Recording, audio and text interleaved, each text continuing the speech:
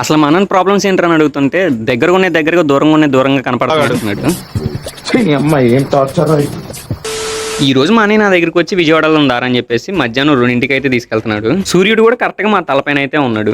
ఈ ఎండ్లకి national highway కూడా ఖాళీగా అయితే ఉంది. బండ్లు వేసుకుని ఒక్కడ కూడా బయటకి అయితే రావట్లేదు. కానీ నన్ను మాత్రం మా అన్నయ్య వదలకుండా అయితే తీసుకొచ్చాడు.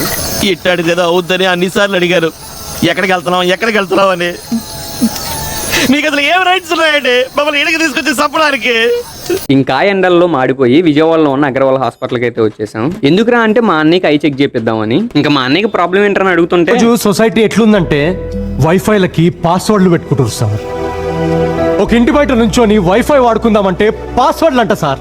ఒక వైఫై పాస్వర్డ్ షేర్ చేసుకోలేని సొసైటీ మా ప్రాబ్లమ్స్ ఏం షేర్ చేసుకుంటారు యువర్ అన్నర్? ఏం మాట్లాడుతున్నారా నువ్వు? నీకేమైనా బుర్రున్నదారా? ఇంకా అలాగే పని మనం కూడా చెక్ చేయించుకుందాం అని చెప్పేసి చెక్ చేయించుకొని ఫ్రేమ్ అయితే తీసుకున్నా. మీకు ఈ న్యూ లుక్ ఎలా అనిపించిందో కామెంట్ సెక్షన్ లో కామెంట్ అయితే చేయండి.